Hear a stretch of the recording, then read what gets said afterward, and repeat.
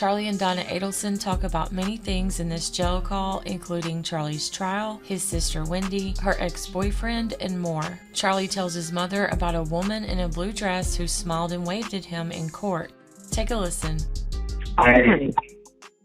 How are you? Hey, so good. I just maybe 10 minutes ago got a text back from Dan, and he was going to reach out to them again. He's concerned that they're going to keep you there a few days, but I said no. Charlie, said they should be coming today. He says, all right, let me reach out to them again. And wait, hold on, let me read the text. Hang on a second. I don't put you on speaker so I could read the text. He just wrote it. Dan, yeah, put in the call. It may take a couple of days of them observing, but I am going to call Whaley. So he's going to do whatever he can do, unfortunately. Supposedly the chief has to come, the chief of the jail, the one that runs the entire jail, is going to come see me personally. Who is Whaley then? Is he the chief or there's someone else? No, Whaley's the sergeant who's in charge of classification. All right. So maybe he has, I think, somewhat of a relationship with him. Yeah, he has a relationship with him. Whaley's good, and Chief Mack is, he's the guy that Dan was always calling in the beginning when I was trying to get out of solitary, and he just never returned phone calls. He runs the whole jail, so it's like he knows what he wants to do. He doesn't want to do anybody. Funny, Bree is texting me. Oh, gosh, let me just tell her. Hold on, Bree. Talking to you now. Yeah. Okay. So Dad's going to be, Dad is much better. He's going to be a little occupied. So I told you we hadn't spoken to anybody, and you asked how Wendy was doing, and I kind of knew, but didn't say anything. So I said, we're all having a really hard time. And she came over. She's in the other room with Dad now. She told the boys, look, Charlie, everybody's just very sad right now. They couldn't go to school. But she made them go this morning. And I think what will happen at some point is that be able to work it out, not maybe in a week or so, work it out so there's a time so that, his after school hours or whatever, and you'll be able to call and talk to him because he would like that. So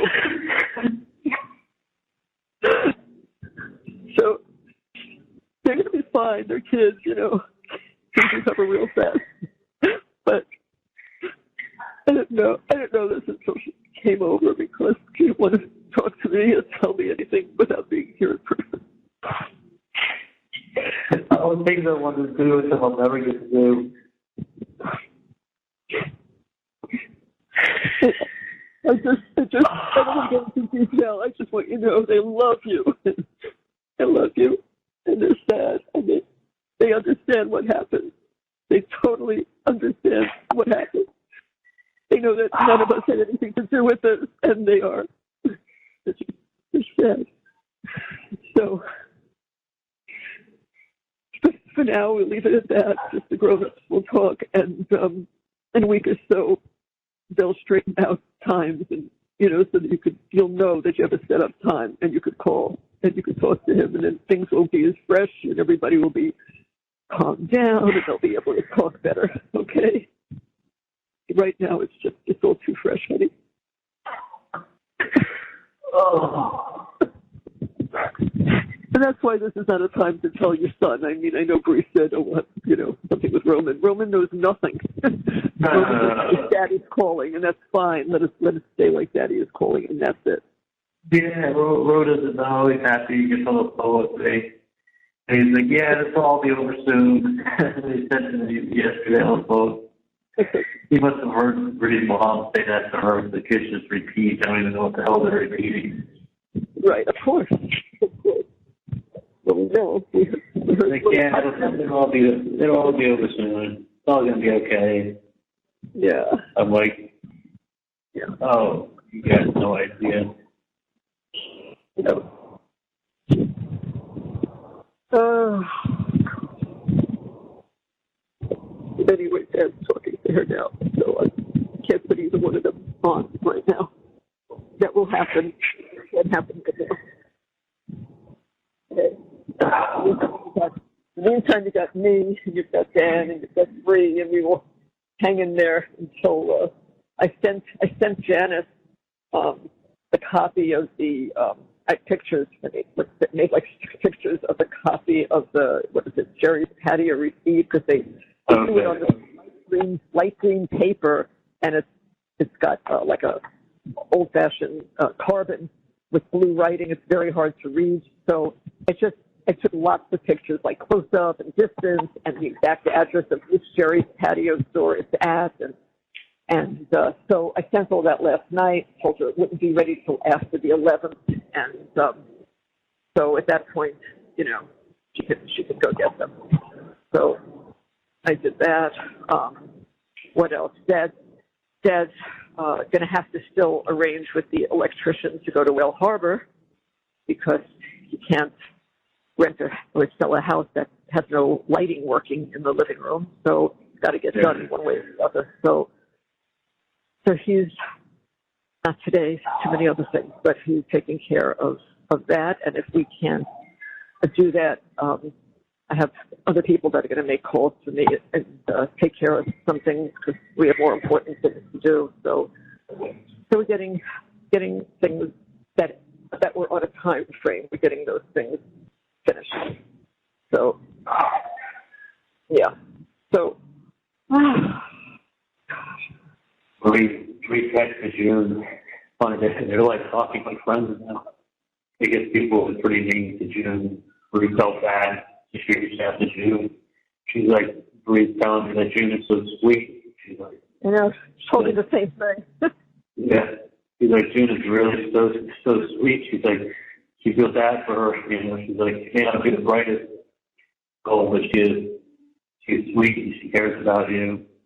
And she was actually kind of, Yeah. What was that? What did they put out in ATV for June and Shinda? Can't find her. Hold on a second. They can find her. Hey, thank you. Hold on a second. Hey, thanks for coming through. All right, buddy. I hope to see you soon. No, it should be good, man. Thanks for checking on me. Just come back and say hi when you can. All right, yeah. That was one of the guys that are E2 that are trustee. Can't give back to the fish. Oh, wow. That's the commissary? Yeah, coming in to give me my food back from that I gave them. That's nice. Because he just said I gave it all away. Terrible. Come back and give it to me. I'm just sitting in solitary. Yeah, because I got notification that something was delivered, but I don't know. Maybe they delivered it somewhere else. No. When did you order it? It was delivered. I'm trying to think if it said yesterday. I think something was delivered. It said your order has been delivered. That's why I always say to you, "Oh, did you get it, honey?" And you go, "Oh yeah, I did." No. This time I don't know. No, I don't know what it was that you ordered. I ordered a giant. That was from okay, but no, it doesn't come till Monday. Okay. You don't get delivered tomorrow. No, Tuesday it was delivered. Yesterday. Right, well, on my whatever. When did you order it? When did I order it? Let me go back and look at my computer and because you have to order by Sunday to get it for Monday. Remember you said you weren't ordering me anything this week. I know. I thought I wasn't. That was maybe from the previous week. I don't know. I don't want to say anything. Yeah. Let me just go back outside. You didn't order me anything because we thought I was coming home. Right. Except why am I getting? I know. I'm wondering why I'm getting something that it always comes after a delivery. So that's what I thought was odd. But I don't know. I'll tell you later. I'll look at it later. I don't want to bother with it now.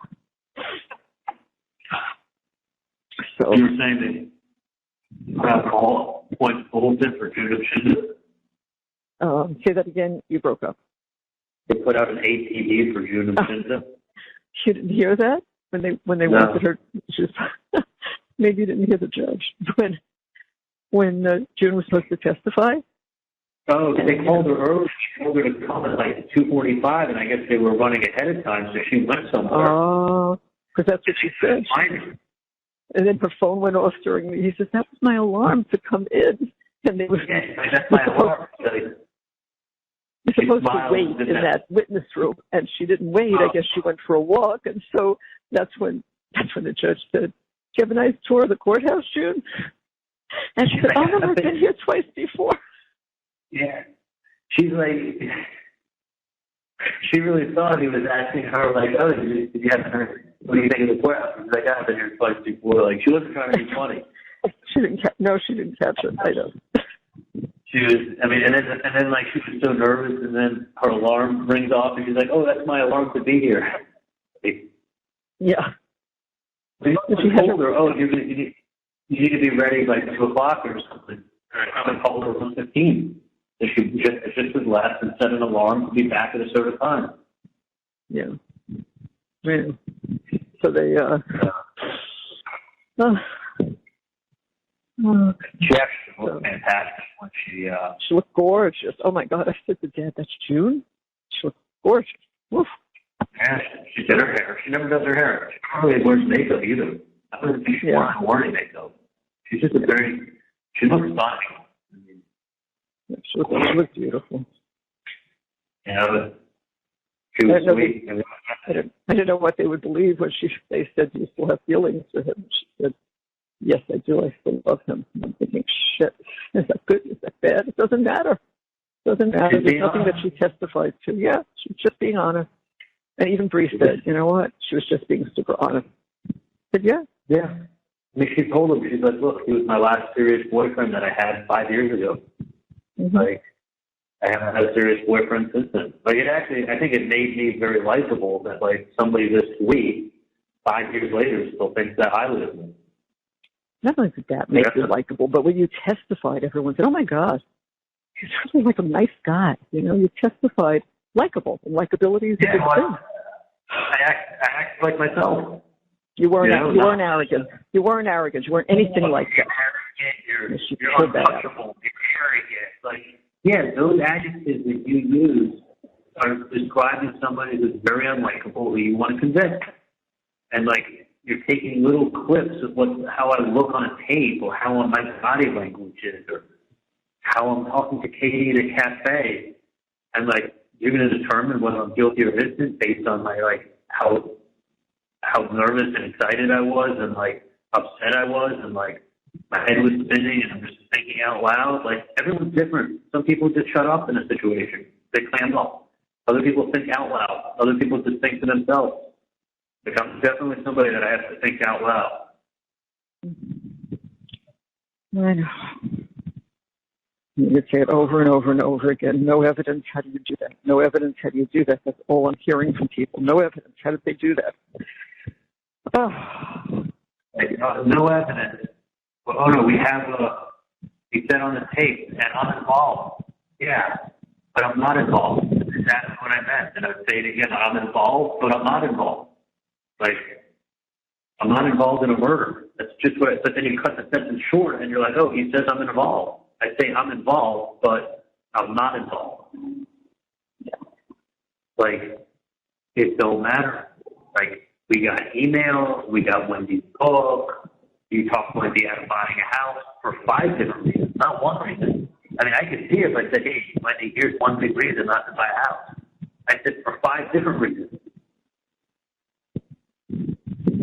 Like, I would have given the same advice. You take snippets. You take snippets that are out of context, that don't mean anything, and you think that's yeah. Well, that speaks to motive. Like, I guess you could say anything speaks to motive. You know, anything involving any communication I have with Wendy must speak to motive. Like, I know. You know, I mean, basically the way they put this case together, the way they point fingers at everything, they're just throwing everything in this pot of soup. I mean, it really backed off a little bit at the end when they're like, did you say Wendy Adelson's on trial here? No, but the same evidence against Wendy is the same evidence against me. Like, that's right. She was showing up in his house that morning. Like, okay, well, if Wendy's not on trial, why are we talking saying, about it? like, she either had knowledge, and that's why she went to the house, or she had no knowledge and was going to the same liquor store she always went to. Right.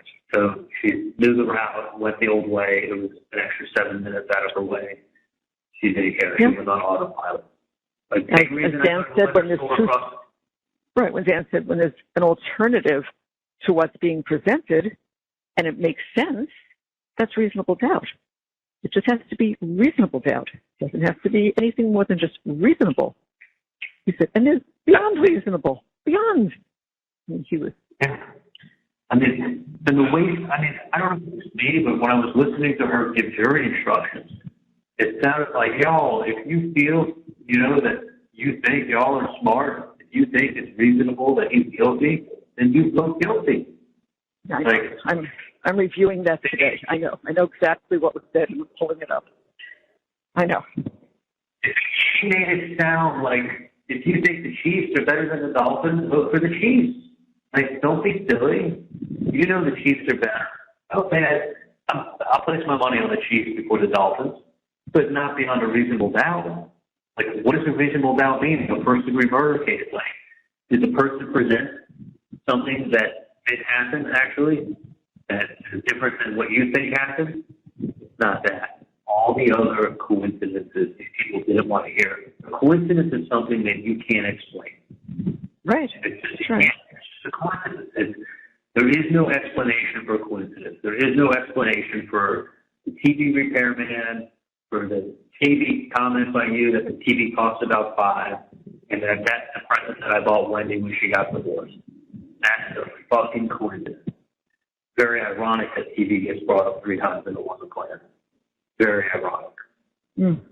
Like, if you said to me, what are the chances that the TV's getting fixed on the day that this happens, and that's her alibi, and you pick a TV and talk to me? If you were a betting person, what would you say? Not even 1 in 100. You know, if you said, what is, like, having Wendy show up at the crime scene, it means I had to have known about it, and that's why Wendy knew about it. And that's why she was showing up. Yeah. People don't just randomly show up at their ex's house for no apparent reason to drive by at the same time that they're getting killed. An hour after and check to see if it was done. Yeah. Yeah. I mean, did she drive that route? Yeah. Was she going to turn on that street? Yeah.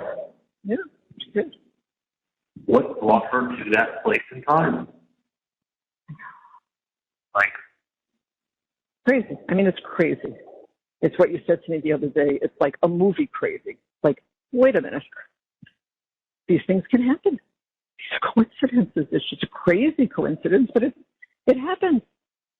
But what brought her to that place and time at that time on that day? Not an hour before, an hour after. Yeah.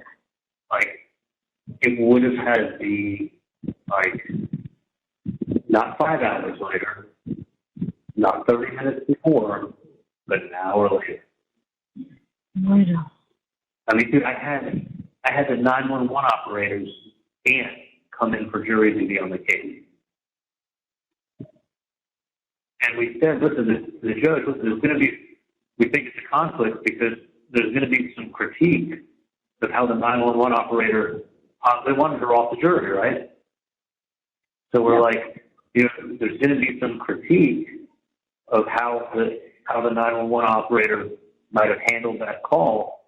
We don't think his aunt should be on the jury as listening to attorneys critique her nephew on how he was doing his job that day. She's supposed to be fair and impartial on the jury. They asked her, do you think you could be fair and impartial? You know what she said? Absolutely. Yeah. Absolutely. I mean, I've told that to people when it comes an attorney, and he says, no way you can get somebody on the jury like that. You have to go. You have to go. He said, and it shouldn't be up to the defense to have to use one of the clauses. That's an obvious they have to go? Because the judge can get involved in that. Oh, no, she should be struck for cause. She was very adamant that she can follow the rule of law. I don't think her nephew was listed as a witness in the case.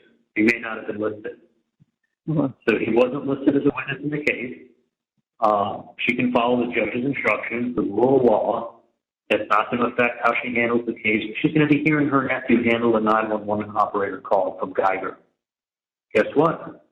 Judge allowed her to stay on. They allowed her to stay on. Yeah. Oh, my God. I didn't know she was on. She was allowed to stay on. The way it works is this. First, they bring 152 people individually through questioning in the back room. In the back room with me, Dan, Jeff Dubin, one of his assistants, the judge, both prosecutors, and 2 sheriff's officers, and a court reporter. And then it's the press. So one person from the press can come in at this time and sit there, and that's how they got that photo of me sitting there in a gray suit. So they said to her, can you set those feelings aside that you have, even if there's critique of the 911 operator call, and handle your duties as a juror? And she said, I absolutely can. He said, okay, we'll keep her. So then she gets put out into the audience, right? And then they keep 60 people for Wednesday. Right. So on Wednesday, there were 60 people. And they call up jurors 1 to 21 in seats. They start asking all them questions. The ones that answer wrongly, we eventually ask to get up and leave. You're excused, you're excused, you're excused. Then those seats that are empty, they get filled with the next row of jurors, get put in there. And then they get more questions and questions and questions. Then once you have a panel of 21 up there in a row, and everybody's labeled like 1, 2, 3, 4, 5, 6, there's a number of system. Yeah. 21 seats. Then you can, once they have them, then you can start striking. Then you go into the back room, and let's say you sat like 40 potential jurors, right? On a sheet of paper, 42 that have been questioned. And then some of the ones that are questioned, let's say 10 are struck for cause. 42, and let's say 7 are struck for cause, and it brings you down to 30, right? And then out of the 30, each person gets to eliminate 10, just to order from 1 on. So you basically went from 42 to probably 35, and then each got to kick off 10 out of the 35, and that's how you ended up with 15. So you realize that you started with 152. Out of the 152, you got it down to 60. Out of the 60, you got it down to 42. And then out of the 42, you start asking questions. And, people only are allowed to stay on as long as they say, they can be a fair and impartial juror and follow the rule of law. Yeah. Then, after 42, let's say there's, the guy from the Yankees said, I don't think I can judge the case fairly. He just finally said it because he needed to let go. So he got let go. And they got the next who was the GM of a local restaurant chain. And he didn't want that restaurant chain to have any affiliation with him in the case. Yeah. That's a fucking manager of 4 or 5 restaurants. He doesn't want to be associated with the case. Not the Yankees guy, but the fucking manager of the restaurant. Oh. Yeah.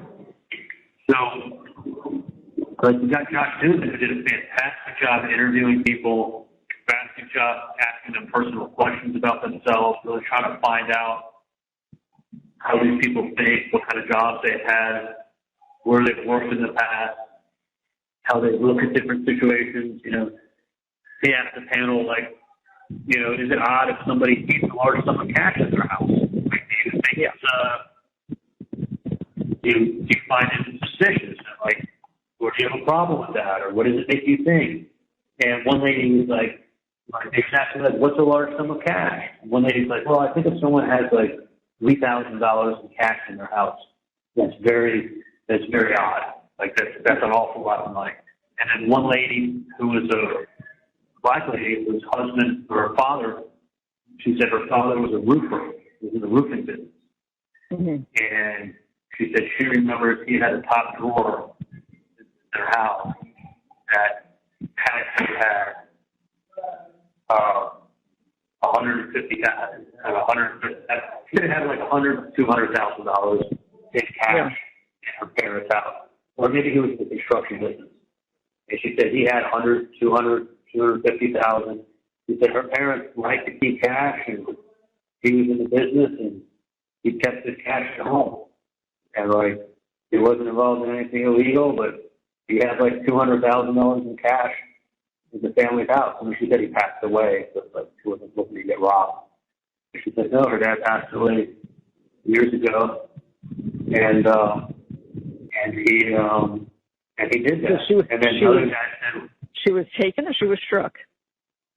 I don't remember. I don't remember. Like she was in the second row. I remember that.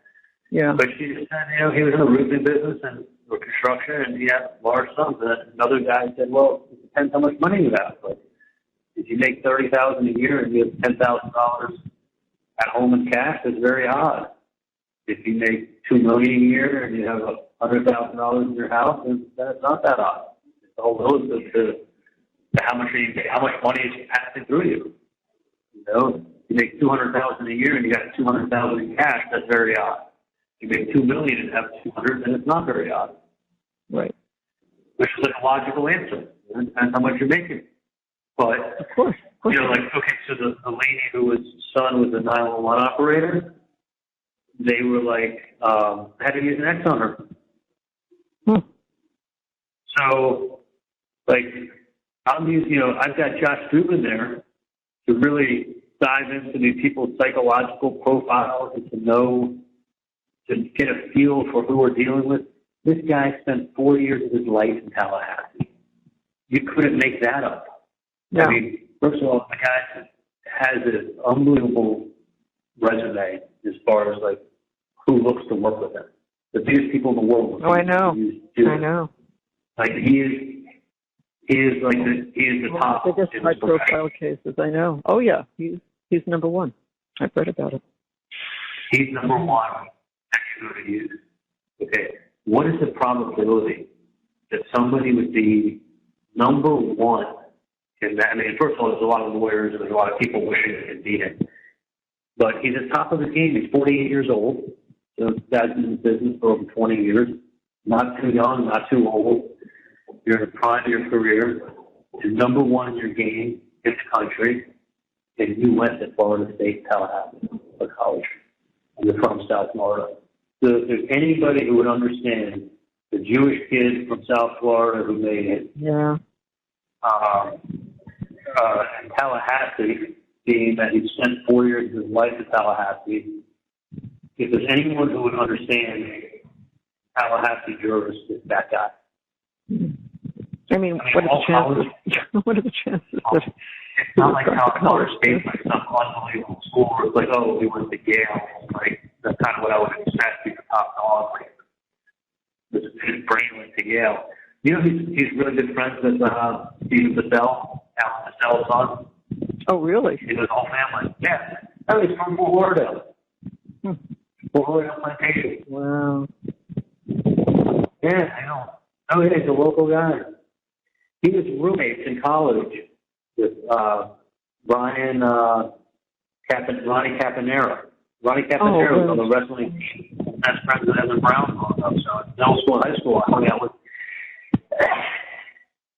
him all the time. He was Dubin's roommate at college.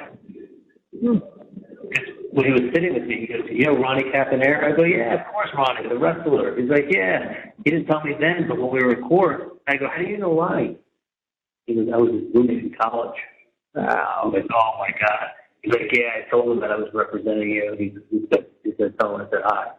But, like, in a small world, sometimes it's, like, ridiculous how coincidence, right? Jewish, South Florida, we know the same. Me and him know a whole bunch of the same people. You know all these Tarragona people I graduated with that went to Florida State. You know, I mean, He's just a little older than you, this one. Wow. it's like years out of it. Years out of it. And he's the top of the team, goes to Tallahassee. And we're sitting there. It's like, yeah, the 911 operator's in. He's on our jury. I guess we gotta use an X there. That's great. Like, it wasn't picking normal people who you could, like, see what they know about the case or know about them. I mean, it's people who have, you know, nothing but a negative perception of you. Right. Nothing but starting so far in the negative.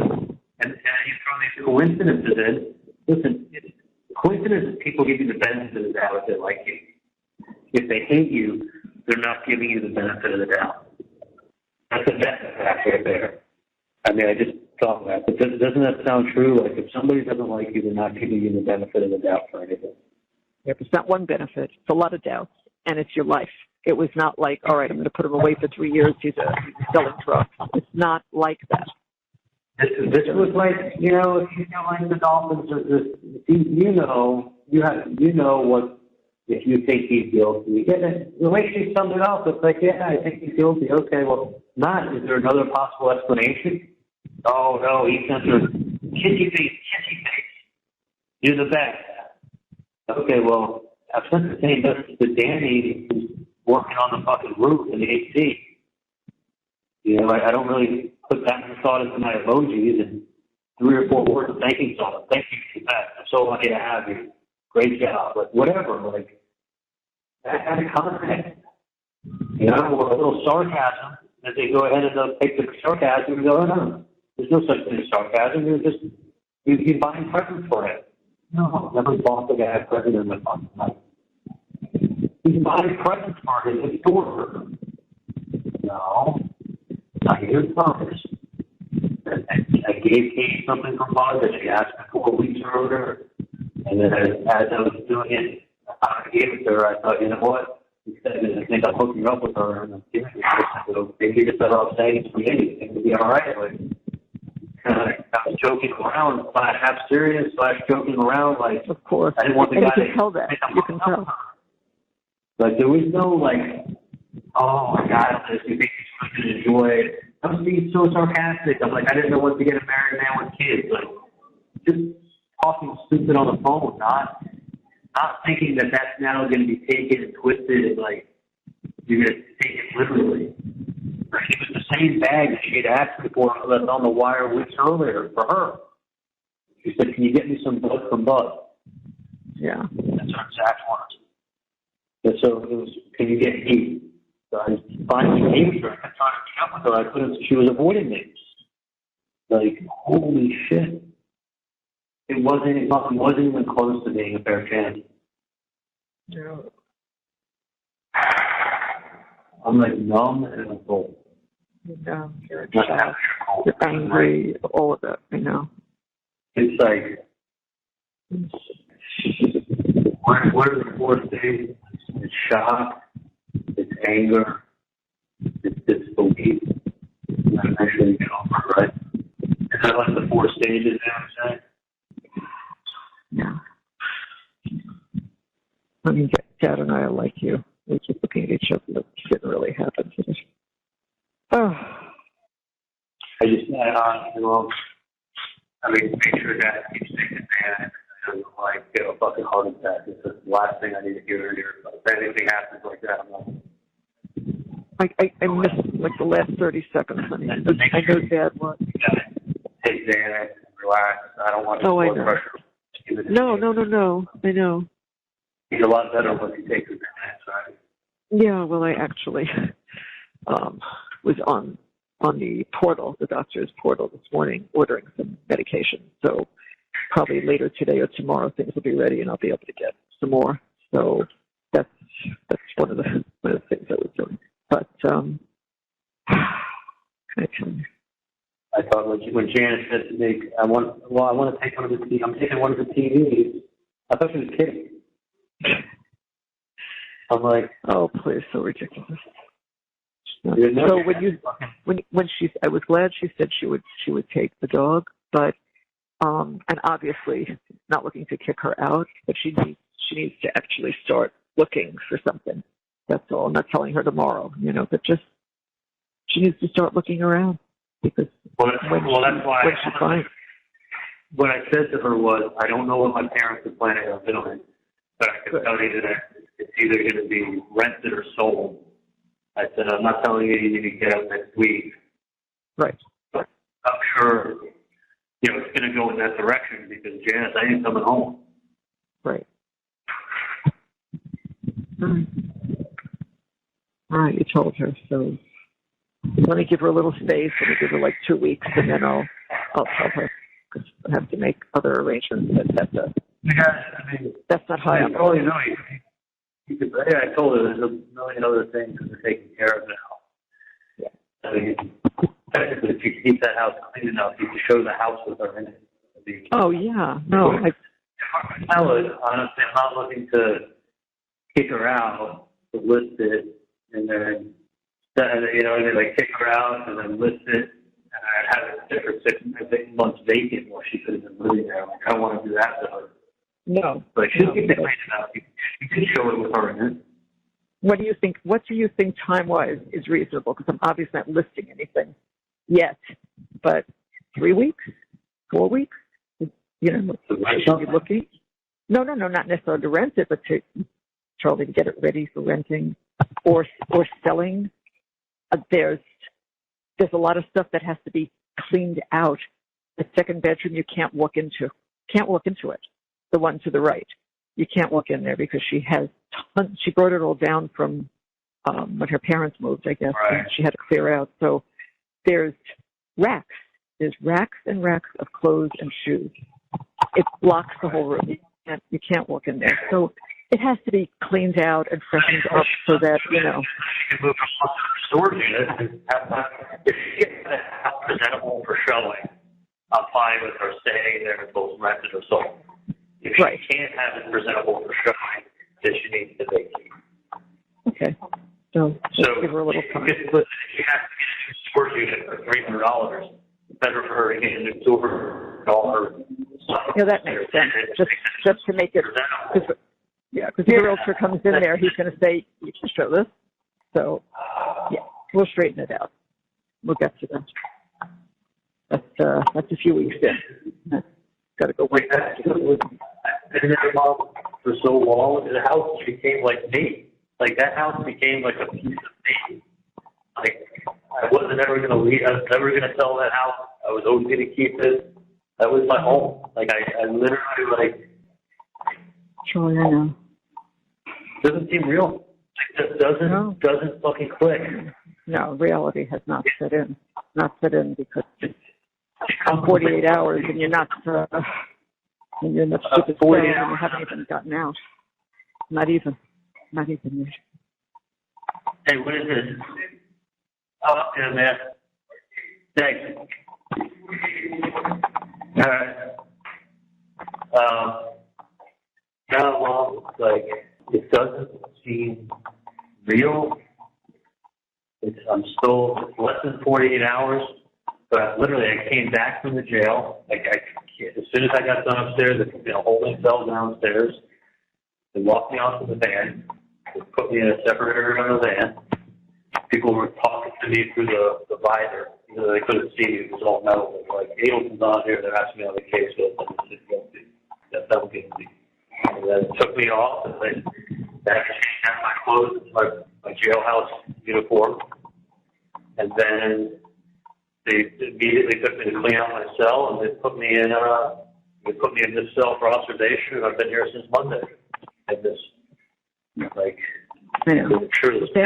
Dan said originally, because when I spoke to him with Donna, I said, it's going to be 48 hours. Could be another day. I said, oh, Dan, please. So that's what he wrote back just now, and that's what I can do.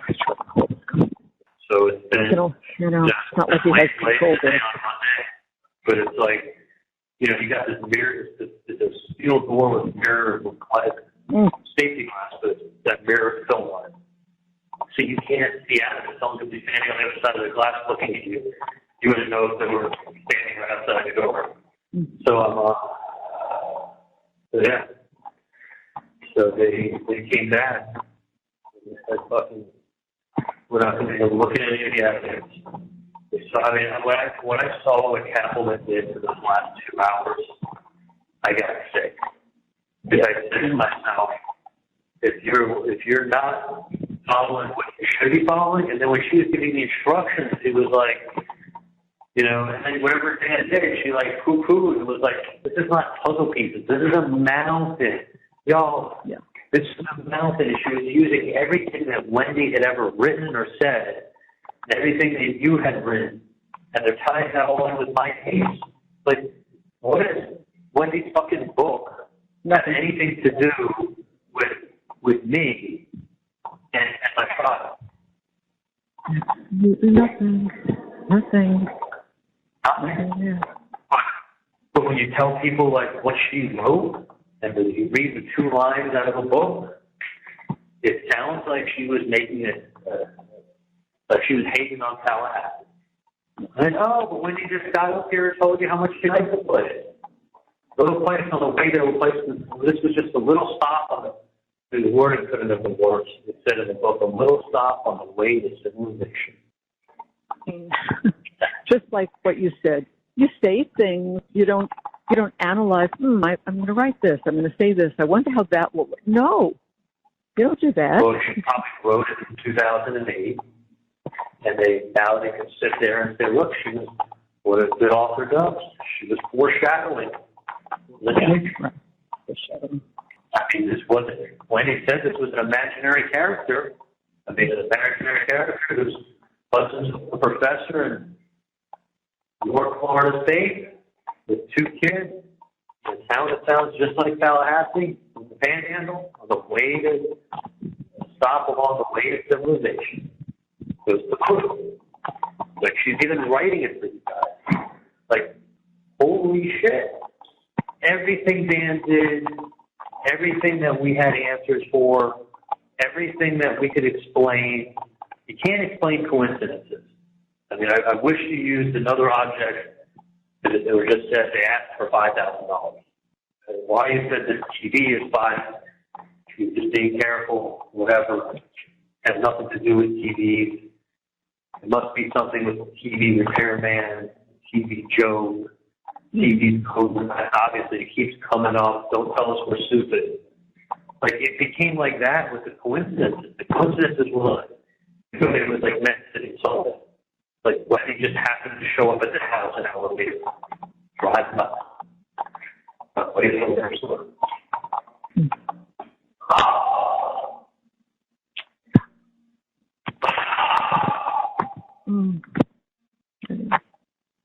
When I first heard that it was like, and everything that caught it in the first trial, it was like after it smelled it, okay. Like, Wendy was over here there. Like, why would she go over there? That doesn't make any sense. That doesn't make any sense. It makes it look guilty. And then I found out that she really was in that car. Because when I first heard it, I thought, oh my God, this guy's full of shit. When did he drive that next to be her, like, pull away fastly, speed away? Like, she's right here there. That's crazy. The guy doesn't know what he's talking about. And then someone told me, no, she really was. Okay. And I was like, when I heard that, they're like, you were like, they think she's involved because she was there. Yeah. And I'm like, no, why would she be there? What is this? That's because then they said to her, you saw that. Why didn't you call the preschool to see how the children were? Why didn't you see how Danny was? Well, why would she think there's a problem? She thought it was a tree down. They just closed off a whole bunch of the street. She really didn't think there was anything. If she thought that her children were in danger, she would have called the preschool. They said all the fire rescue was gone. The paramedics were gone. The road was blocked and it had yellow tape. Well, yeah, that was it. Well, that would make perfect sense. But Jesus Christ, I mean, it's not like she showed up 6 hours later. It's not like she showed up an hour before, an hour after she shows up. Because, as Kappelman said, she couldn't help herself. Yeah, she couldn't. when they say the most obvious answer, the simplest answer, is the real answer? It's not. I mean, what's the most obvious answer for Wendy leaving her alibi and then showing up there? What's the only answer you can have? And as soon as she leaves her house, she goes and shows up on the street. It's just so stupid. It's ridiculous. It's so stupid. But here's the thing. What's the most obvious answer? I just wanted to see if it was done. I mean, couldn't help herself. Couldn't help herself. Don't be fooled, ladies and gentlemen. What do you think she's doing showing up there at elevator? I mean, every time you tell someone it's a coincidence, what you're really doing is telling them not to. Don't believe this. Don't believe what looks to be true. It's just a coincidence.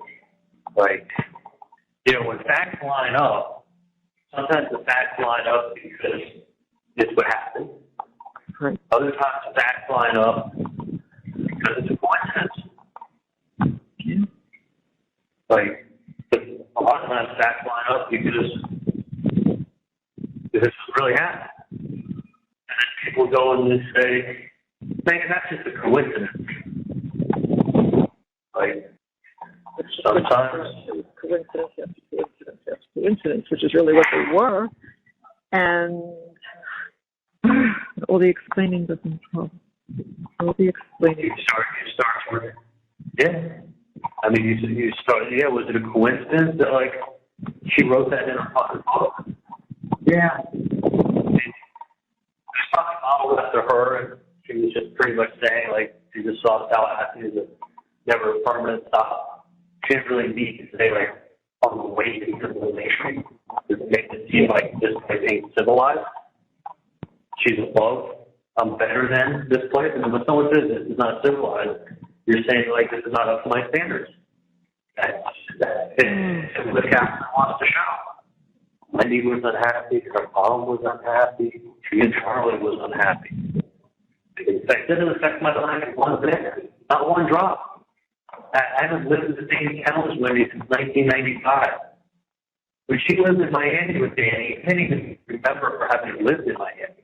I have to be reminded. I probably saw her twice. Yeah, I know. When I lived down there, I was so busy working, whatever. I would have been on some holiday when he'd come over to your house. Probably come to your house. It's unfathomable. Like what I saw in trial, what it turned into on that one day. It was like the air got sucked out of the room. It was, I can't even describe it other than that. It was like what went from being like I literally came in that day knowing Dan is the fucking closer. Yeah. And we're going to close the thing out because we're, I felt like we were going into the final inning of the lead and you got the best reliever pitcher coming in on the mound. Like he's not going to screw this up. He didn't do this in his sleep. There was too much evidence to review that it could possibly be done that day. We knew it had to be at least one more day or at least 2 more days.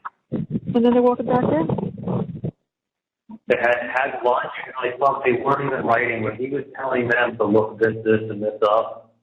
It was. They looked up nothing. No, they looked up nothing. He did nothing. They did. They put the autopsy photos up for 8-10 minutes each time. It felt like left the photos up on the screen while she's talking twice. I mean, they were in evidence, so they're allowed to bring it up. So in closing, they bring up listen, we calling my parents' home phone number? You were only there for 3 months in 2014. Yeah, 3 months you were there. So, but they put up a chart showing 14. That's what I didn't understand. I mean, it was January, February, and half of March.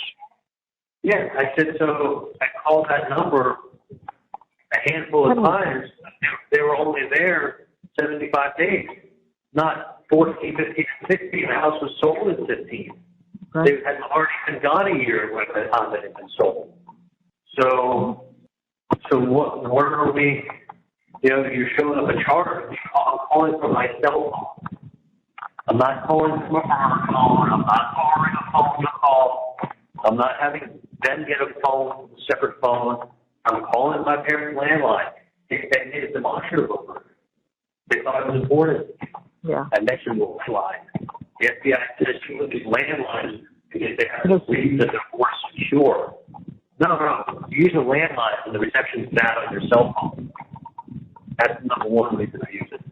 The only time I said on all the wires I wanted privacy was when, after the arrest, Mike had told me, don't talk to Katie, don't talk to anybody about this case. Right.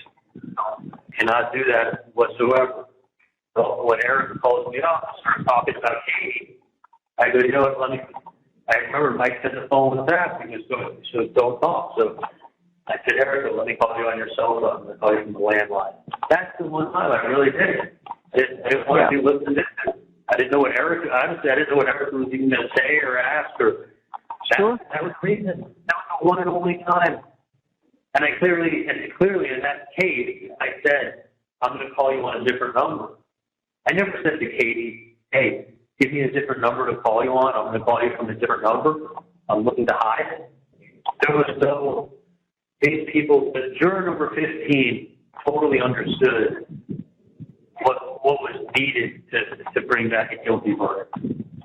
But beyond a reasonable doubt, means no other possible way you can explain this. Not paid, but I generally think that I can't say the word coincidence 3 times in a case to buy it. Very much. Jury has spoken. I need to. I'm going to listen to that as soon as I finish some of this other stuff. I'm going to listen to that excerpt because I wanted to hear her exact words. I want to have those words. And you know what? I'm sure she didn't screw it up. She's not screwing anything up to make it an appealable case. She's not going to make any. She's not going to leave that window open. Not on this case. People screw up cases all the time. This was her simple to go. You know, this was her big case. Like she did, like the way it sounded. I mean, I know her words were careful, but the way she was presenting it and the way it was coming across was like, use your common sense, guys. Come on. It was totally folksy. I know what it was. Folksy. It was like, you know, like I was hoping that Dan would. I thought he was going to say this: is that, you know, you have to be so sure.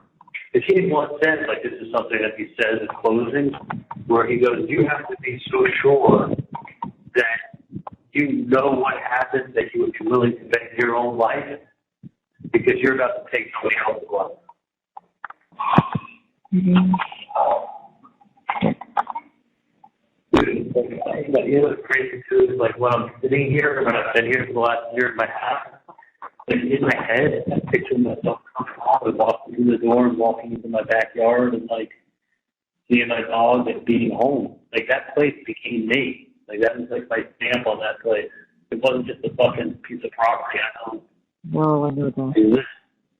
I mean, it literally was like me. Like I was a homebody. Like I loved being there. I loved the outside. I loved every fucking part of it.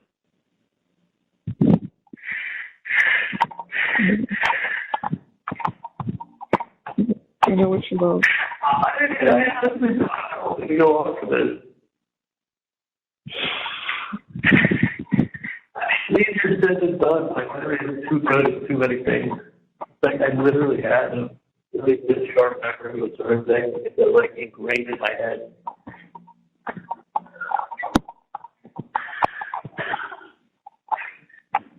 I mean, I don't know what to say. I don't know what to say.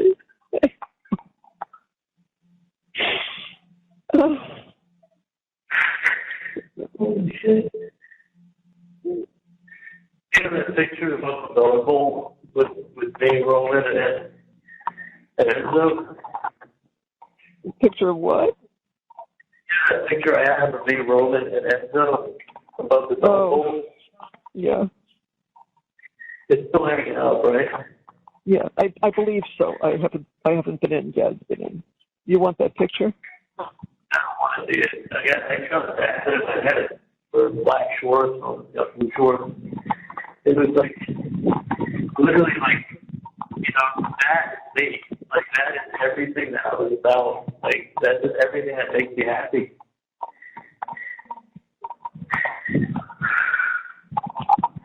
Like didn't want much. He really didn't want much. Just want to hang out with my son, hang out with my dog. Like, that's it. Never mess with anyone. Like, that is what I want to be remembered as.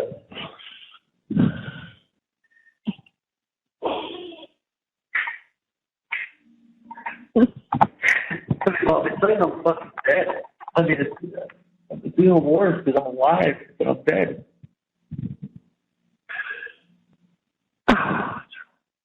I mean, there was no fucking way that trial would be won in Tallahassee.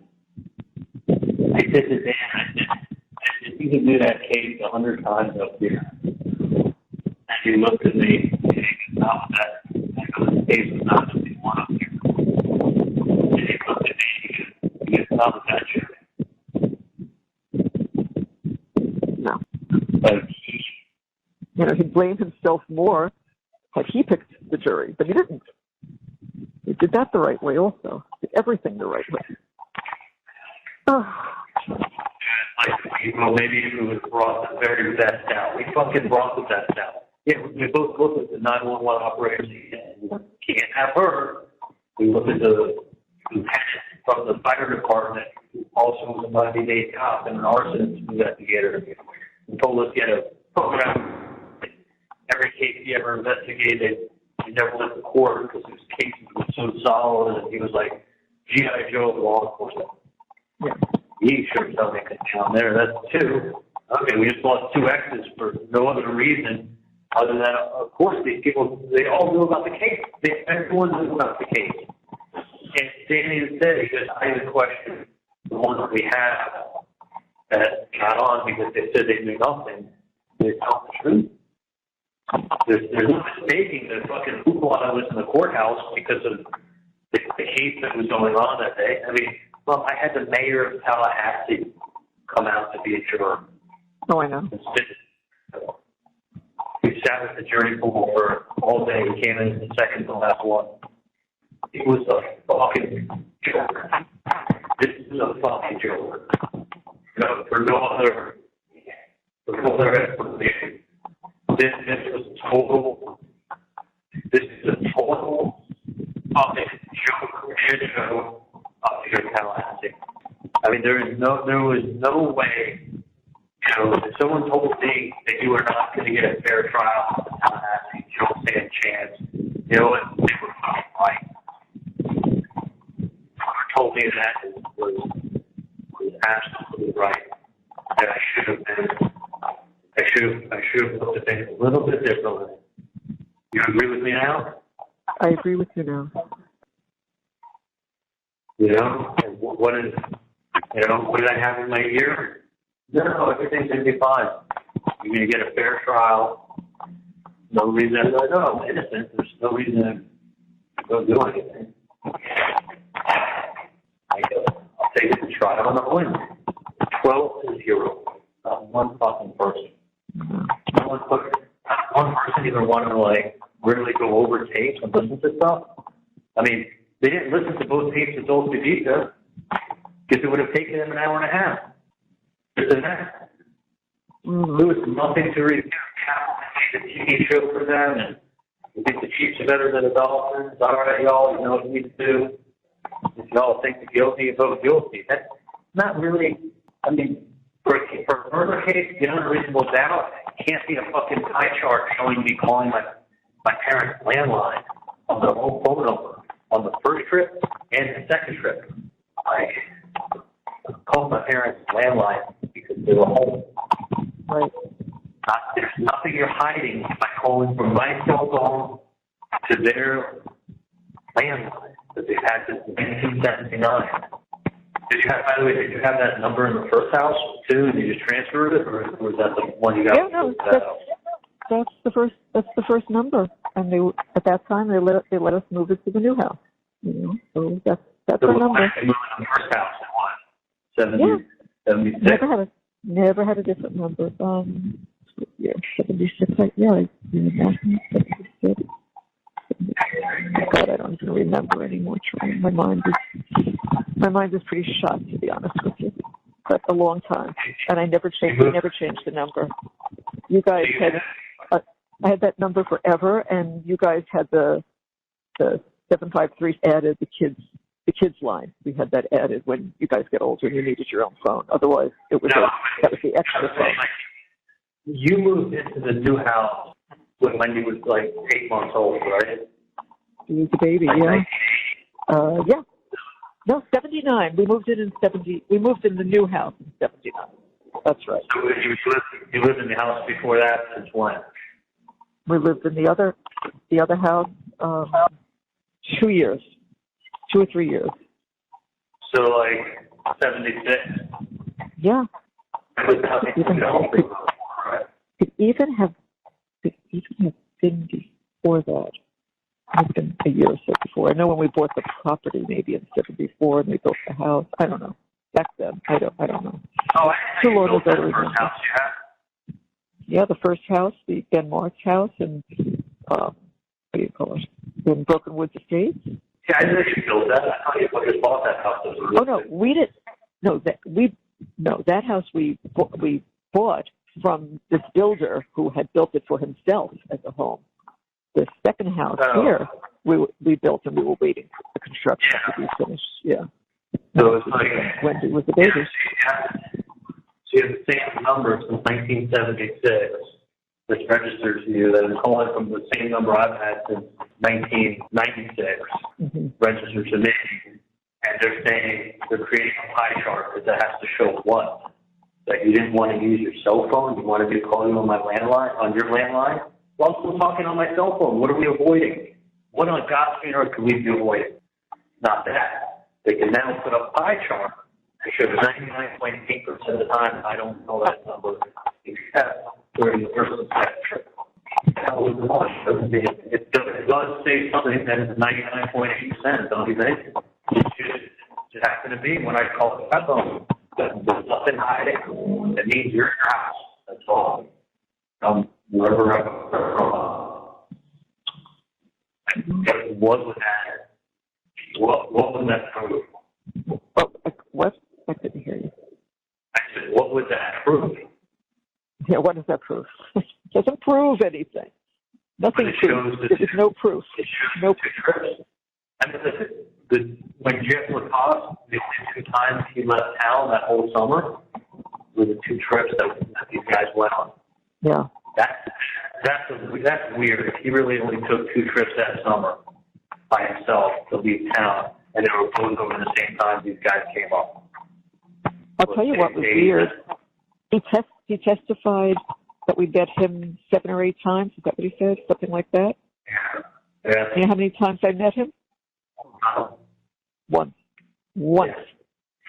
Came to pick up Wendy. I was in with the boys watching them, and Dad spoke to him at the door for a couple of minutes. That was it. That was our one meeting. 7 or 8 times? You really know the Adelson family well. No. Yeah. Oh, one time. So he lied through his teeth. No. Listen, he thought that he was getting framed for this.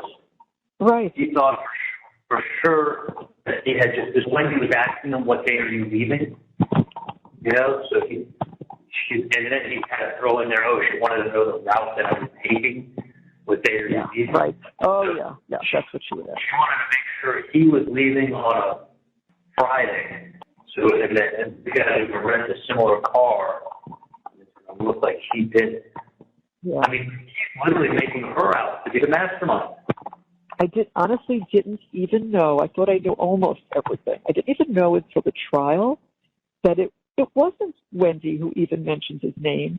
It was her friend that went into the police station with her. This girl, Jane McPherson, she did it, not Wendy. I didn't know that. But that's not how it came across. So Wendy went to her, and then she went ahead and said it. So they put it together. Like, Jesus Christ. I honestly, I guess for the last year and a half, I was picturing myself coming home. And my whole time here, everybody used to always say, trust me, as long as I get out of here, I'll be fine. I heard that 100 times, and I said, that's good, just be strong, get through this trial, and just come home. And it's just Really. Oh, I close my eyes, picture good things, coming home to my house. I look at one thing I always said, I want to sit in my backyard with my dog, just relax for a few days. But all I want to do. Oh my God. Honey, I'm going to go help Dad out a little bit, and I need to get a couple of calls in that are important. So I'm going to go do that, and then just call back in a bit whenever you want. But I must get some of these things done. I don't know. I've been out here all this time. I left her there. Let me go walk inside. Who's there? Who's there? No, I came out on the balcony so I could speak privately. Okay. I just looked in. I see her. So what's happening? No, what's happening is there's a call she has to make before she can. Call she has to make before she can talk to you. So that's basically what we're waiting for. So I won't be able to. I know I can't. For legal reasons, I can't put her on now. But she wants to talk to you. So we're waiting for the answer on that. So just hang in there, please, and I'll let Dad say goodbye to you. Hold on a second. Don't leave me yet. No. Okay. No problem. No problem. Won't. I won't. Thank you.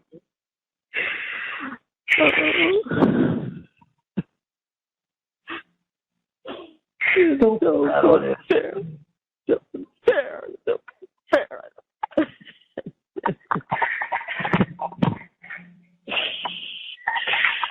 I just want, at least to just get you out of there. I don't want to sit around with people and see me cry anyway. I'll probably sit in my room. Oh, honey.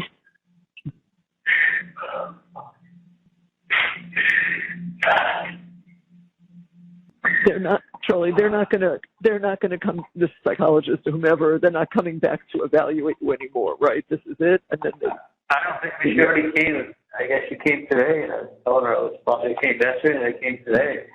And I'm like, listen, I'm not suicidal. I'm not going to harm myself, but keeping me here is not going to provide. Like, I'm in a solitary confinement evaluation with cameras and a mirror. Like, I feel like I'm in a box. I'm in a little box with like blood and shit on the walls and shit on the ceiling. People are insane that are here. They pee on the floor. They throw shit. They take shit and throw. So I don't touch anything in here. So I was kind of like the only funny story I can tell you from the trial. So there was a point at which I was standing up just to stretch. I was standing up behind my chair, so where the balance is. And I looked over and I see this girl with long curly hair. And she's like okay looking. And then I'm looking at her, and there's this girl sitting next to her who's like smiling at me. She's wearing this blue dress. She's kind of turned her hand. I'm like, oh, that girl looks pretty cute. She's smiling at me, and I'm thinking, it's probably like some law school students from the school or local. Maybe. Like I've heard sometimes with people get high profile cases, they get people that like get attracted to them and they become like groupies or something like that. So they're giving me like a really warm smile, and like little blonde like waving hi to me. So I'm looking at them and smiling at them back, and I nod my head. And then Dan comes over to me. He says, "You stop looking at your sister because there's a lot of people here. You shouldn't be like saying hi." I go, I go, Dan, I didn't see my sister. Is my sister here? Or where is she? He goes, that's actually the one thing that's kind of funny. He goes, you were just smiling and nodding your head at her. I go, oh, shit, Dan. He goes, that's her friend Toba, and that's your sister. It was Morgan. She was sitting right in front of the Markells. She was sitting to Wendy's left. Yeah. Who whoever it was. Yeah, He goes, Charlie, the girl must lose your sister. I go, oh shit, I had no idea. I thought she was like attracted to me, smiling and like acknowledging me, and I was smiling back. I'd never seen Wendy's hair like that. I guess it's been so long since I've seen her, I didn't realize that was her. I didn't know it until he like called me and he's like, stop because you shouldn't be making contact with anyone in the gallery.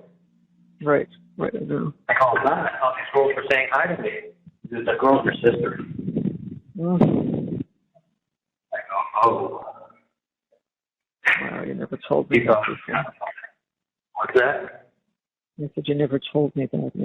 I haven't heard that before. Yeah. I didn't know it until after. And I saw them looking at me and like the blood like gave me a little wave with the hand. Yeah. So I thought people were being friendly to me. Mm. So like, I'm like, man, if he said something about my sister being here, I'm like, where is she? I haven't seen her yet. That's what I was just talking to you about. Like, you shouldn't be making contact. I go, I wasn't talking. Where's my sister at? That was your sister. Mm. Like, oh, that's crazy. Yeah. And I was only 40 feet from her. I mean, saw it from the defense table to where she was sitting. It couldn't be more than 35, 40 feet. I was like, I don't know if that's that or funny or both. But that sums everything up. Yeah, Sean sent me a couple pictures. Like he sent me 2 emails. Each one had a picture of the 2 of us. Just posing for a photo of the 2 of us when I've been out there in the last couple of years. I've never been in trouble with anything in my life before. You know, I just feel like we were all so fooled because everything was going perfectly. It could not have gone better. The quote reviews were unbelievable, and when you testified, that was it. That's when people said, you know what? He's actually telling the truth. They had a whole different view of the trial.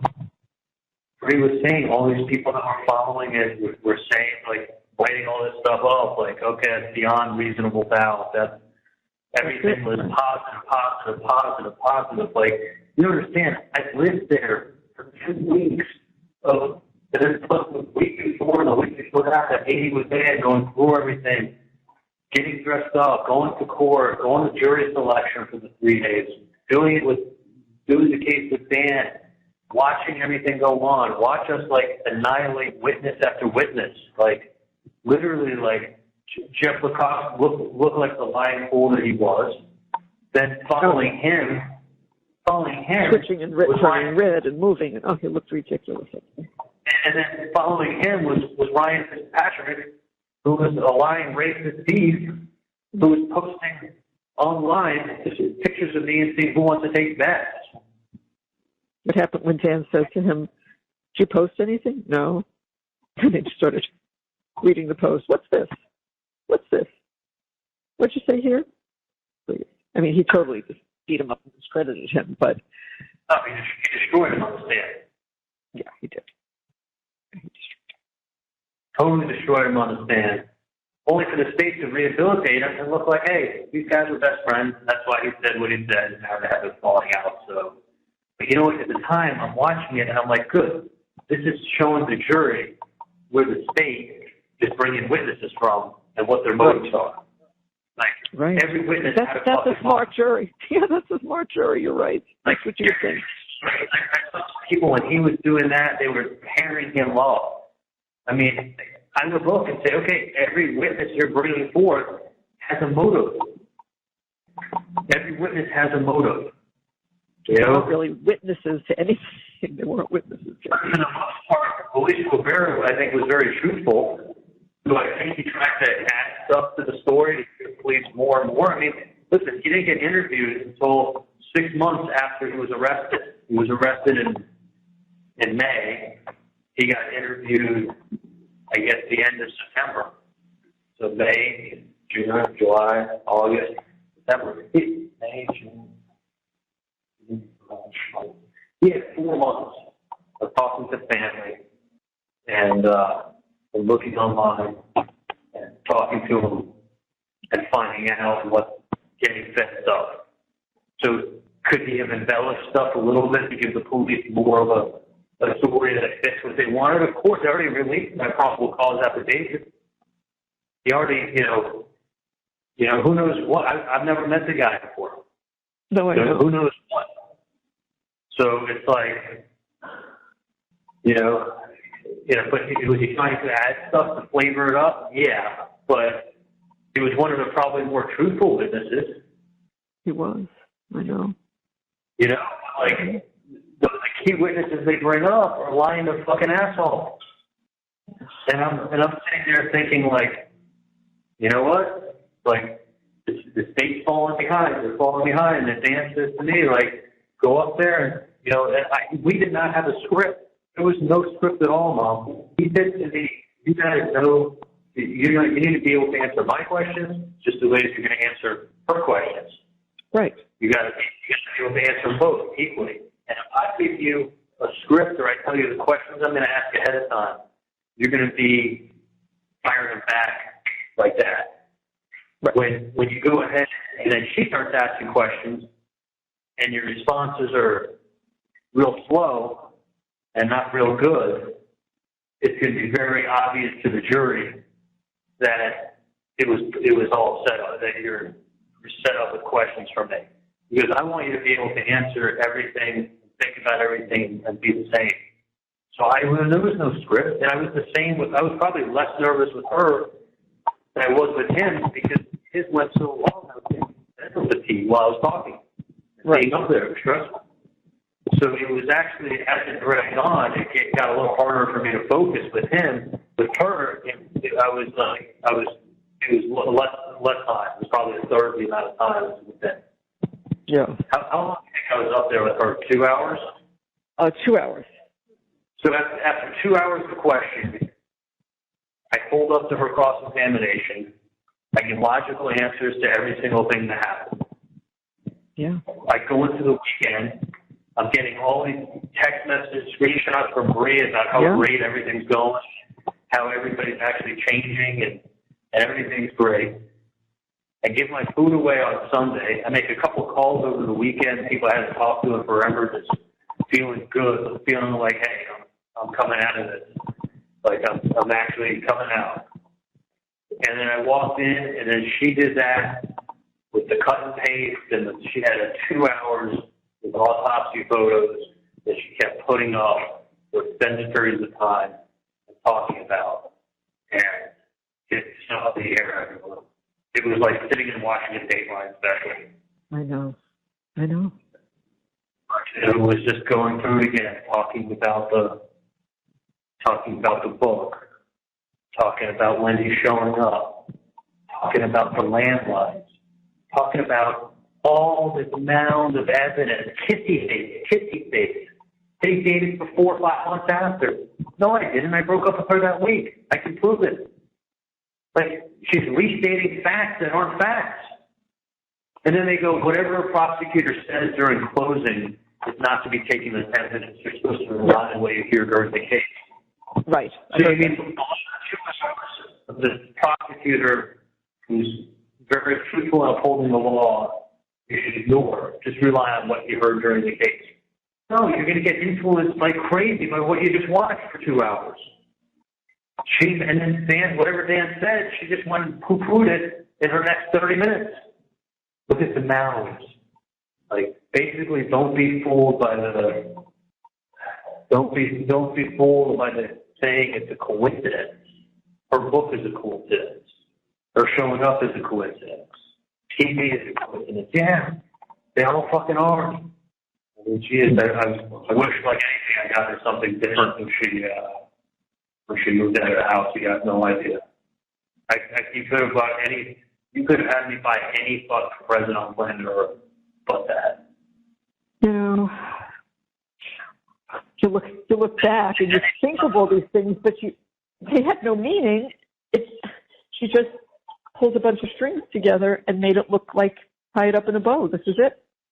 Yeah, but listen, the TV joke, the TV joke, the TV repairman, and then the alleged hitman's family shows up looking for money, and you start talking about TVs. Like, Brian Watson said to me, he said that, you know, all that TV talk, because when they crack the code on that, they know exactly what you're talking about. I go, Brian, they're never going to crack the TV code, because it has nothing in the fucking world to do with the TV. Nothing. Right. But why on earth is the TV getting repaired that day? I'm making a TV joke, and then you're referencing the TV as soon as the hitman shows up. It smells like shit. Yeah. Not shit. But you can't walk away from the word TV, other than just to say it's a coincidence. And you can't walk away from when you show up at the crime scene an hour later, other than to say it's a coincidence. Like, those two things, if there was any meaning, put it this way, if there was any meaning behind either one, you're guilty. But to have both of those events happen, and then they're both coincidences, like, then two things are coincidence. Like, how many times are you going to tell me something's a coincidence before you're going to say that you're full of shit? This question. Like, that's basically how she presented it to the jury. And listen, let's put it this way. If there was TV code and it was TV meant for that, you know, then it would be you're guilty. If it was Wendy showing up because she knew what happened, then it means you're guilty.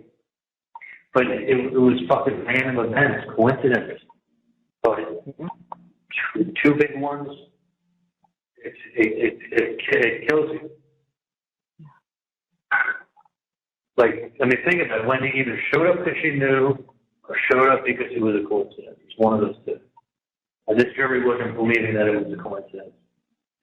I guarantee if you poll each person on the jury, they're going to say she knew. That's why she was there. Yeah. She had to know. She had to know.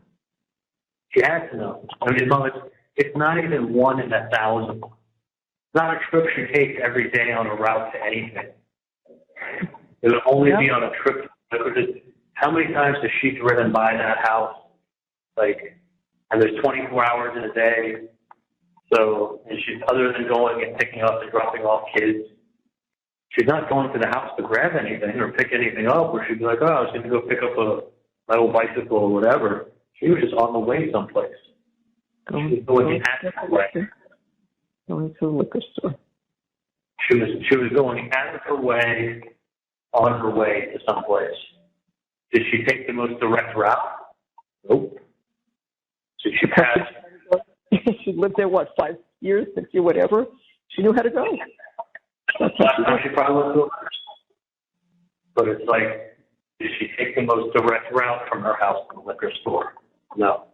Did she pass other liquor stores along the way that would have been way closer? Yeah. Show up an hour afterwards because as Kappelman said, she just couldn't help herself. I mean, what's the most reasonable explanation? It's a simple explanation.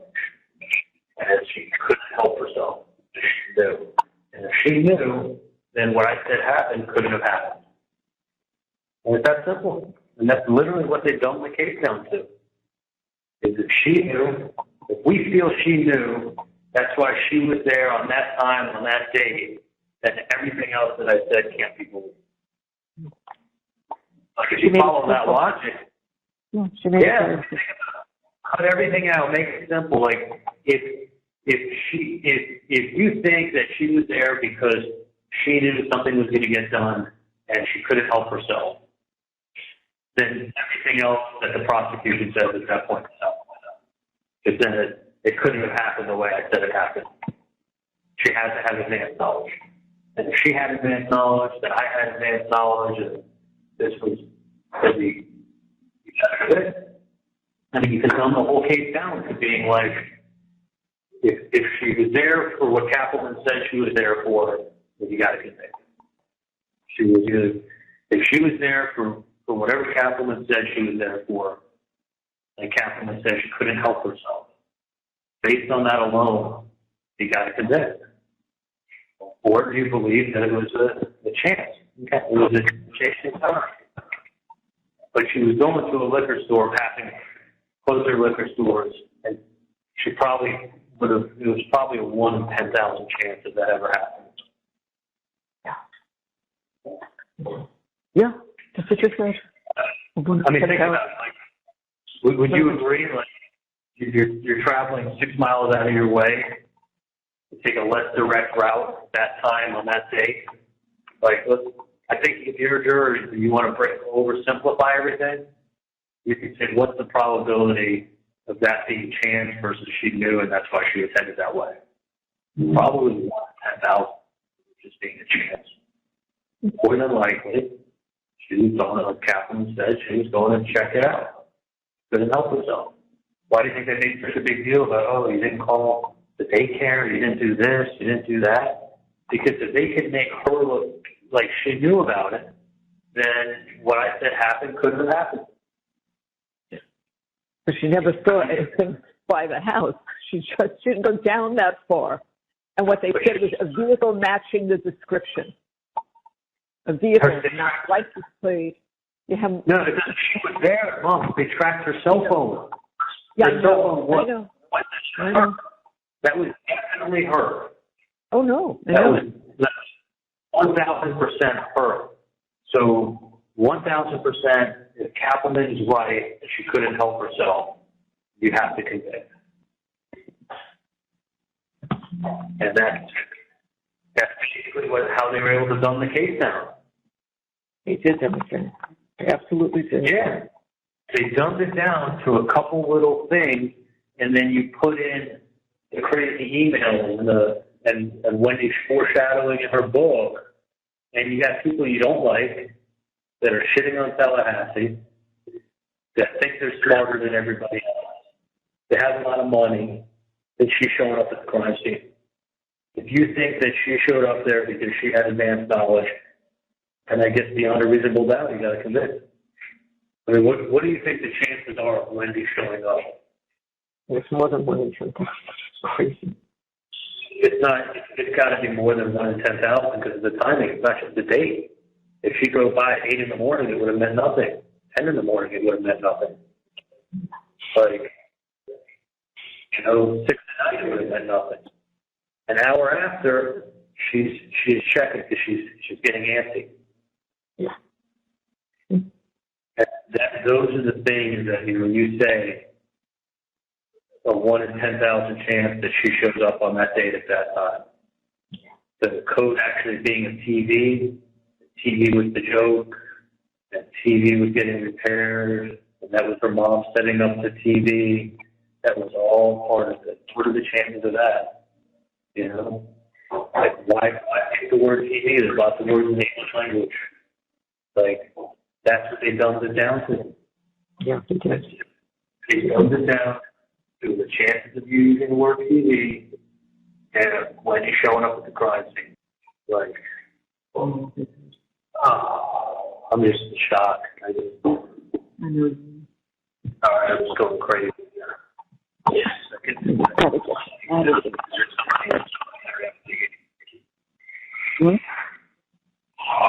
It was a fucking joke. Honestly, like, I should have gone with my... We can't go there. No, but I knew. Dude. Remember one time I went for a walk with you and we ended up in North Carolina and a whole bunch of other stuff was going to happen? Yeah. Do you remember when I went for that? It wasn't long. Remember what it was? It was in the springtime. No, I know, honey. I do. It was at night. It was at nighttime, remember? Mm-hmm. I do. I want to take a walk and get some fresh air. It was on well hard. Let me tell you something. We ended up going to North Carolina. All this other stuff is going to happen also. I remember. And I said, I'm telling you, this is what's going to happen. Listen, it's 6, 7 months. It'll suck. It'll be 6, 7 months. Everything will be good. Prove your innocence. I wasn't too far off.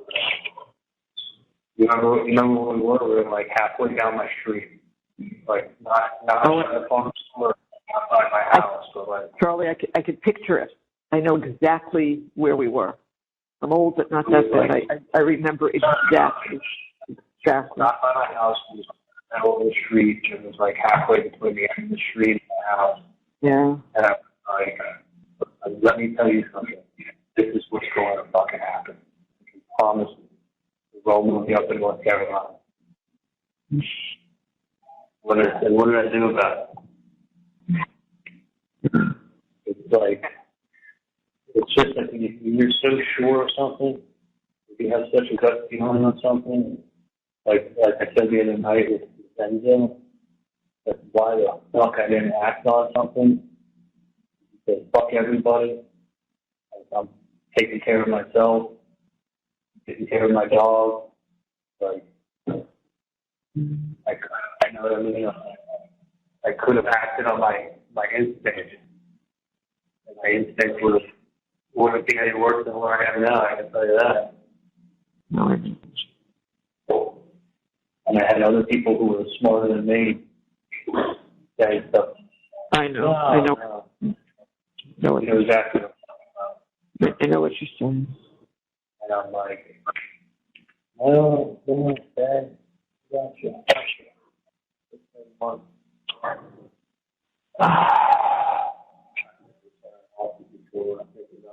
House and everything. I walked inside now. Oh. Yeah. Oh, good. Okay. Dan. Spoke to Sergeant Whaley. He is going to do what he can to resolve this. All right, that was just now. Just a second. Okay. And I walked in because it was too hot outside, and it said, remember when I said to you earlier, it says, yesterday, this is an email from yesterday, it said, confirm your order number such and such has been delivered. It was one giant. And this morning at 7:27, it's a different order number. It was another giant. So I guess I made a mistake, but I ordered. So two of those have been delivered, one yesterday, one today. So I guess wherever you are, you'll eventually be able to get it. But there are two. Oh, and they came in today. One came in yesterday. I have the email. One came in yesterday late in the evening, and it says, this one is saying, that says it's delivered. Your loved one has received your gift. And this one says the same thing, but it's 7:27 in the morning, and the order numbers are different. So it's not a repeat of the same order. There's two separate ones. So just so you know. I'm just curious, when did you place that order? Let's see if I can find the date. I can find the date. I just have to get back. Let's see. Order number. Let me go back to history. Hold on. 961. 481. Okay, I have to go back onto the website to do it for the trial.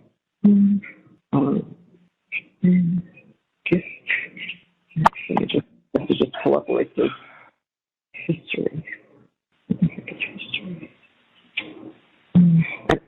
have to go back all the way. I can't get it from there. Let me look at the email. Okay, let me try this one. Let me just tell Dan that I told you. Hold on a second. Okay. When did you go there with that? She's gone, and Dad just came upstairs, so you walked her down, Harvey? Yeah. I know. I've been on the phone. Okay. Let me just see. 28? Yeah. Your eye care order. Let me just see. 959. One of them was ordered on, where's the date on this? Where's the email? One of them was ordered October 28th, and the second one, and had not been delivered yet. That was 959. And the second one was ordered, this one, I can't see the date. I don't know, but they are, they are definitely two separate orders. So, because they have two separate order numbers. So that's why I know it's not a repeat of the same one. So if there's any issue, I'll just give you the order numbers, okay? But they definitely, so they just two of those. The first trial had a million things against her, and not top lawyers, and no jury consultants. Right. Three people that voted for her. Surely, because it's the jury. No matter. The whole thing is it's the jury. Because Yeah, but by the time my case came up, the poison and the court all over the place. Yeah. I mean, literally, Mom. I know. It's not. I just. What's he saying now? So. It's fine. We'll figure it out this week. When I get out of there, I'll have to leave Yeah. the packages. I mean, I may very well have gotten the package last Monday. I probably did when I came back from trial that night again. No, not according to this. Oh yeah, Monday. That's right. That would have been okay. It may be, Charlie. It may be. Yeah. That picture that I got in my kitchen above the dog bowl. Yeah. Whatever you do, don't throw that picture away. I wouldn't do that. I wouldn't do that. Nobody's going to touch it. I got another picture of me holding Roman when I was sitting in the black car and he was sitting on my lap. I know. I have that picture. I have a copy of that picture. I have it in my album. So at my house, I got a copy of it. I will. Yes, I will. Don't worry. None of those pictures are going anywhere. Nothing is going anywhere. I just don't want, you know what kills me? Like, I think, like, just remember your picture. You have no idea, Mom. I remember one thing I did when I was with the, you won't recognize me when I hear they were dating again. He will come visit. He will know you. Trust me, Charlie. He'll recognize you. Trust me. It's gonna fucking kill me to see my kids in class. It's gonna kill me to see him show up in a fucking prison. It's gonna fucking kill me. Like, I honestly don't know what's worse. I really, like, I'm not suicidal, but I'm just saying, like, I just look at things and I'm like, holy shit, like, I mean, it's like any enjoyment is sucked out, like, completely sucked out, and like the mental aspect of, like, of knowing better and knowing, you know, what you had and knowing what life was like and knowing what you're missing out on and, like, seeing everything going on without you, it's I can't tell you what I think is worse. But no, I know what it's worse. It's nothing worse. I know it. I don't know. Like, if I leave, does it watch everything from above? I'll fucking take that.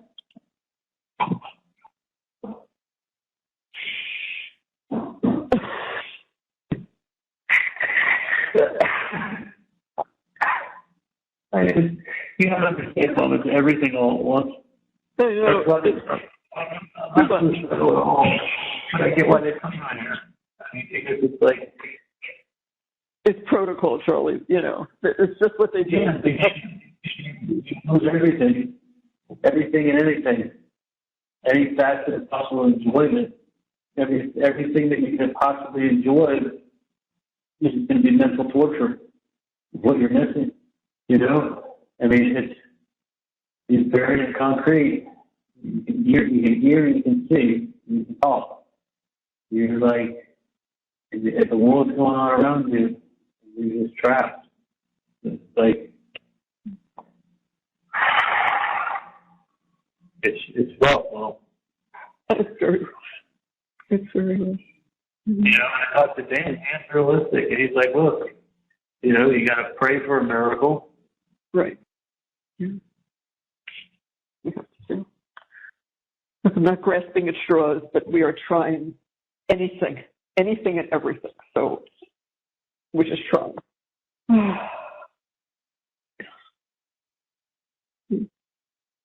That's all we can do. Maybe we can say there's nothing else to do. Oh, can you hear me, hon?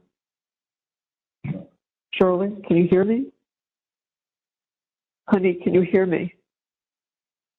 Honey? So, Can you hear me, honey?